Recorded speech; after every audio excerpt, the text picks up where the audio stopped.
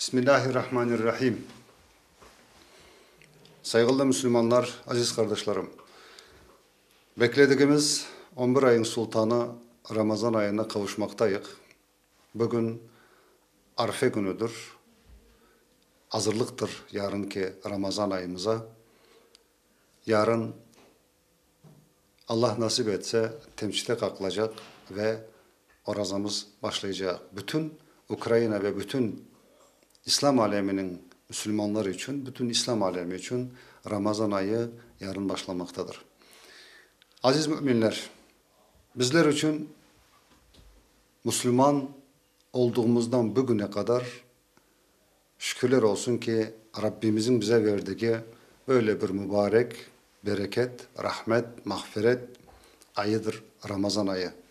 İşte bizler Ramazan ayımızda ettiğimiz dualarımız, ettiğimiz ibadetimiz bizler için en büyük kar bundadır. Eğer bir insan bütün varlığını verirse, kime verse versin, benim bütün geçmiş günahlarımı affet, bağışlasın diye, hayır, bunun hiçbir türlü bağışlaması, kimse bunu bağışlayıp olamaz.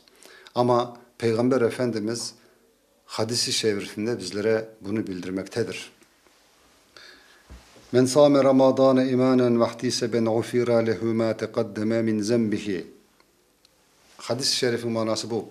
Kim Allah'a inanıp Ramazan ayında oruç tutsa bütün geçmiş günahlara bağışlanır demektir. İşte bizler için Peygamber Efendimizin hadisi en büyük kazancımızın en üstüdür. Başka türlü, hiçbir türlü ne de olsa olsun her şeyinizi verip de benim günahlarım affolunsun dersek bunu kimse yapamaz. Ramazan ayımız bellesem bu önümüzdeki bir ayımızı çok güzel, tatlı mabet Ramazan ayında ibadetlerimizi bol bol, sık sık birbirimize affederek, birbirimizi bağışlayıp Ramazanımızı, orazamıza başlasak inşallah bayramımız da böyle çok güzel, çok sevinç, çok kıvançla birbirimizden bayramımızı edebiliriz. Şimdi bildiğimiz gibi biz her yıl bugün Arife günüdür aslında. Bugün koku çıkarmak nedir, nasıldır, ne için, gerek mi, gerekmiyor mi diye soranlar çok. Aslında koku çıkarmanın manası bizde bir yerde bunu yazmamıştır bir kitabımızda, ne hadisimizde ne kitabımızda böyle yapınız diye. O atalarımızdan gelenektir. Zorluklar, kıyınlıklardan geçen ezan okunması yasak, mikrofonlar yok, ezan okuyacak da herkes duyacak. Sabah temizce kalkacak ya da namazını kılacak, ezana gelecek. İnsanlar onu yapmışlar. Mesela komşum unuttu, gaflet kaldı işinden bilmem nesinden. Ama sen evinde anan ya kadının koku çıkardı, komşuya girdirdi. Vay ne sebepten bunu getirdin diye soracak mutlaka komşu. Ya yarın Ramazan, yarın temçide kalkacak. Vay ben unutmuşum mutlaka diyecektir. İşte bu birbirimizi uyarmak, birbirimizi hatırlatmak, yarın Ramazan ayı başlanır demenin bir sebebidir.